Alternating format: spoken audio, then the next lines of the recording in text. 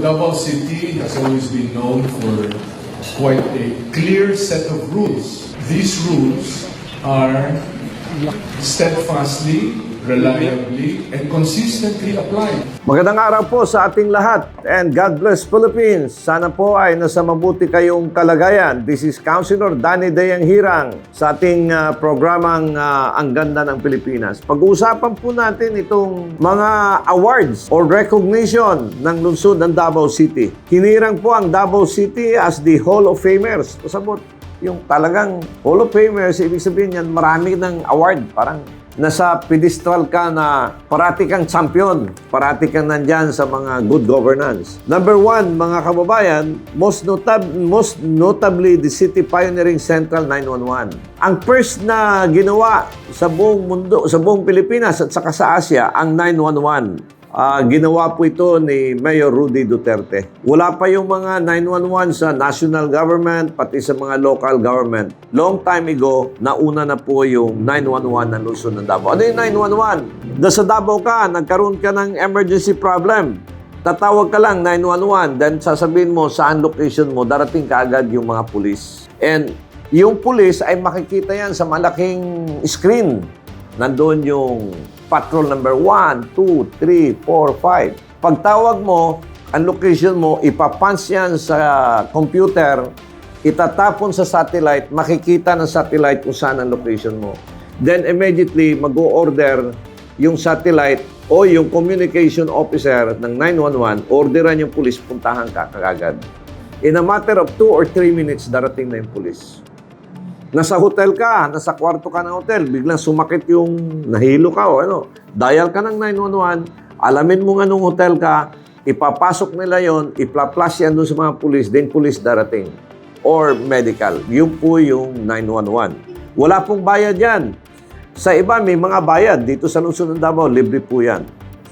Gawad Kalasag Hall of Famer, Disaster Risk Reduction. Number 1 din po yung Davao dito sa mga rescue.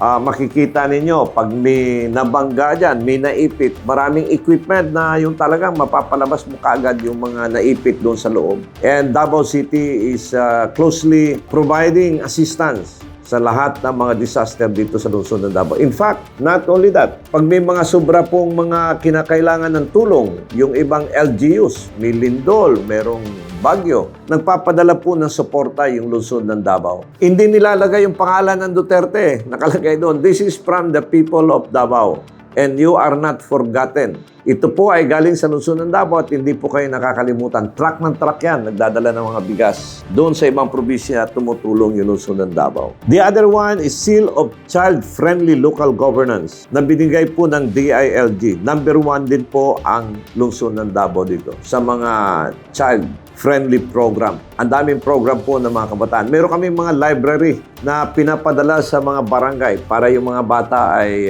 pwedeng gumamit or makita yung importance ng research at pag-aaral. Awarding po ito ng child-friendly ng local government units na binigay ng DILG.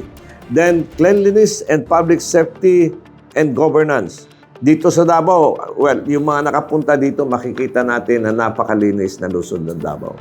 Yung kultura ng discipline. Ako, Davaoenyo, disiplinado. Ibig sabihin, nasa culture na ng tao na hindi kahit saan magtapon. Pag merong basura, nilalagay na lang sa bulsa yung mga tissue or mga papel. Nagiging kultura na yan dito sa lungsod ng Davao. Kaya pag mag-ikot ka ng lungsod ng Davao, napakalinis. Parang Singapore. Meron nga akong kausap na isang pulis na assign sa ibang bayan at bagong assign dito. Sabi ko, sir, anong nakikita mong diferensya ng Davao at saka yung sa last assignment mo? Sabi niya, dito, Councilor, napakaganda dito. Lahat ng mga tao tumutulong sa pangangailangan ng pulis. Whereas doon sa ibang area na kung saan ako na-assign, kami mismo parating nakatingin sa mga tao. Pero ngayon dito, ang mga tao mismo ang nag-aaksyon o gumagawa ng mga gawain para hindi na mahirapan yung mga pulis at saka yung ating gobyerno. Congratulations, Davao City being held as Hall of Famers of local government units sa daming mga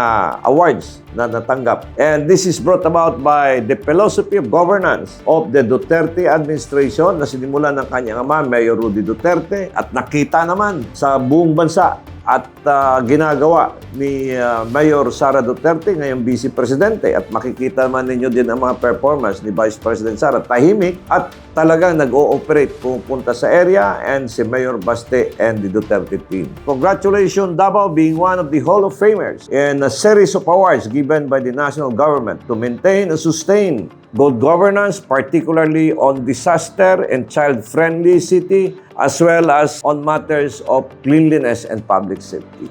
God bless Philippines. See you next time. This is Councilor Dayang Hirang. Ingat po tayo. Maraming salamat and see you next time.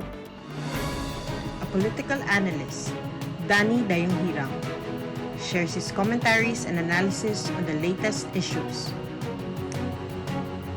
As a veteran public servant, offering his insights and critical thinking.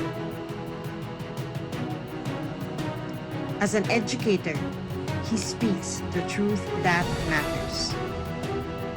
Our seasoned legislator, Danny Dayang Hirang, is live every Monday, Wednesday, and Fridays.